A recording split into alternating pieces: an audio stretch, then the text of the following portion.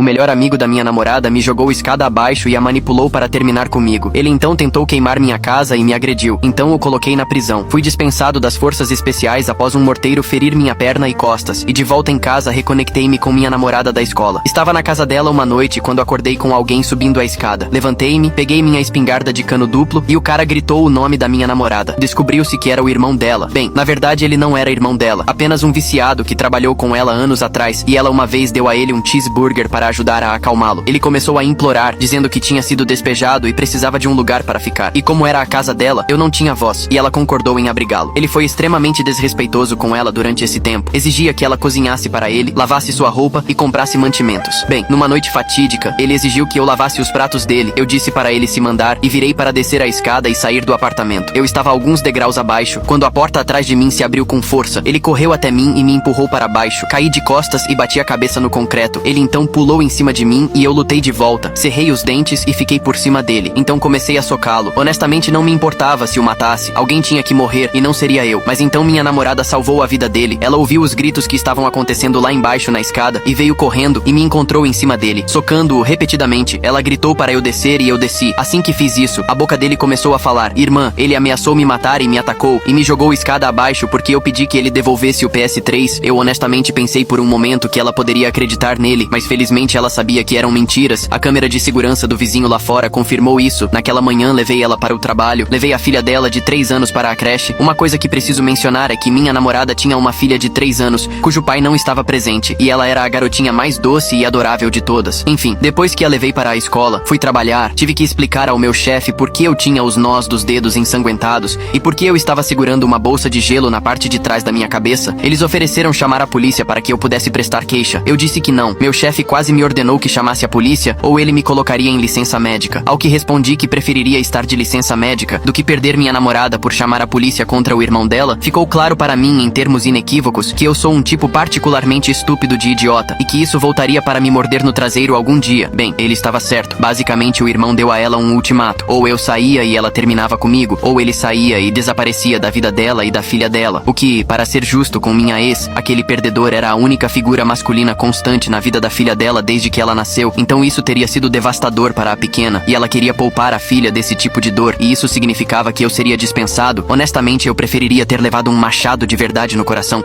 porque o que eu realmente senti foi muito pior. É uma coisa se despedir da mulher que você ama, mas ter que se despedir também de uma garotinha chorando que você queria tanto em seu coração adotar e tornar sua. Eu não quero conhecer o homem que consegue segurar as lágrimas disso. Esse homem me assusta. Voltei para o meu apartamento, montei uma pequena caixa com os brinquedos e lembranças e itens de roupa que elas tinham deixado para trás e esperei o momento certo para levar até o trabalho dela. Eu estava um homem quebrado, mas aquele pequeno canalha queria me chutar enquanto eu estava no chão. Ele mencionou há um tempo que tinha amigos que me dariam uma surra se tivessem a chance, e eu sempre achei que ele estava blefando. Bem, ele não estava blefando. Ele realmente tinha alguns amigos com antecedentes criminais e más intenções, e nos meses que se seguiram ao nosso término ele os colocou uma manhã e descobri que meu carro tinha sido levantado, as rodas retiradas, e eles tinham pichado coisas no meu carro depois de quebrar minhas janelas. O que meu seguro não cobriu me custou 2.500 euros em reparos. A polícia foi chamada, um relatório foi feito, as imagens de vigilância eram inúteis, rostos cobertos, eles usavam luvas, então sem impressões digitais. E não é como se fossem chamar a perícia para coletar folículos capilares no deck por vandalismo de carro. 2 semanas depois, uma tentativa de ataque incendiário na minha porta da frente. Alguém usando uma máscara e um moletom com capuz, acendeu um coquetel molotov e jogou na minha esteira de boas-vindas na porta da frente.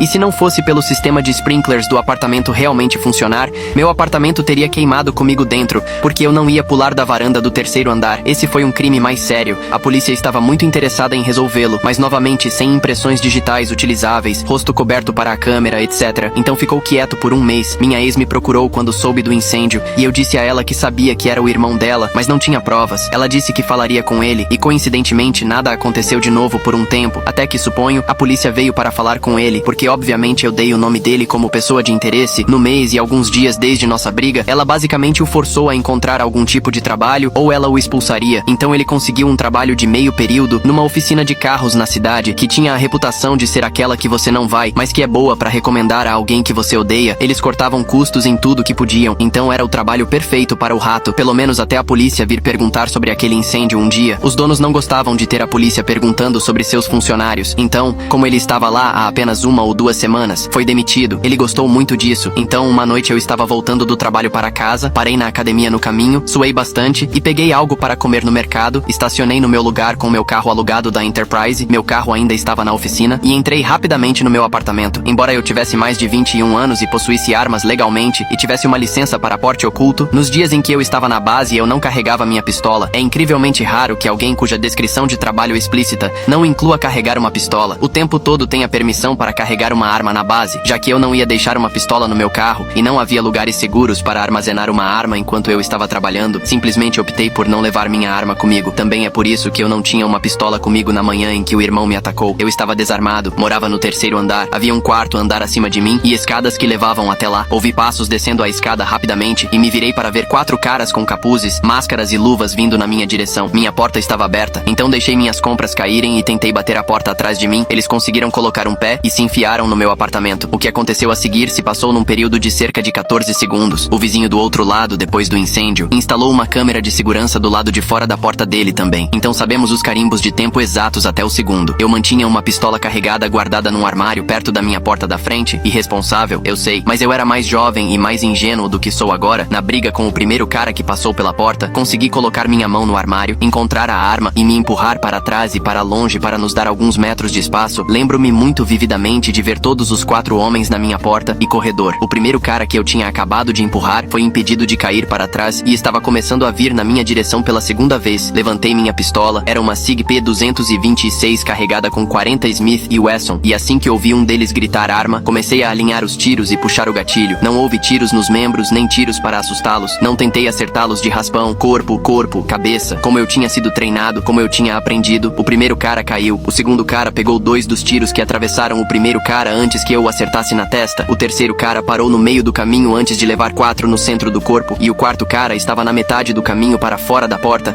antes que eu esvaziasse o resto do meu carregador nele, através do amigo número 3 e qualquer coisa que eu pudesse ver e mirar. Bem, infelizmente o canalha sobreviveu, mas isso significava que eu não poderia ser acusado da forma mais séria possível por isso. Os primeiros 3 receptores das minhas pílulas de dormir de alta velocidade não sobreviveram. As vísceras do primeiro cara estavam por toda parte, as do segundo cara estavam por toda a minha parede. Todos foram declarados mortos no local. O quarto cara era o irmão da minha ex. Das 3 balas que o acertaram, uma raspou seu traseiro, a outra se alojou completamente na nádega direita dele, e a terceira o acertou diretamente na medula espinhal, bem na região dos rins, estilhaçando sua coluna e destruindo completamente sua lucrativa carreira em breakdance competitivo e ciclismo. Ele ficou paralisado da cintura para baixo, teve que ter um catéter permanente para coletar sua urina e uma fralda para o que agora era o subproduto mais útil que ele era capaz de produzir. Ele nunca mais andaria, nunca mais dormiria com ninguém, e quando estivesse saudável o suficiente para receber alta do hospital, foi preso na prisão. Recebeu 3 acusações, já que ele foi responsabilizado pela morte dos 3 amigos dele, também foi acusado de conspiração para cometer assassinato, agressão, e até pegou as acusações de perigo imprudente por eu ter disparado minha arma de fogo num complexo de apartamentos com outro apartamento do outro lado do corredor aberto para o qual eu estava atirando. Ele nunca mais respiraria ar livre. Eu gostaria de dizer que isso acabou com um felizes para sempre,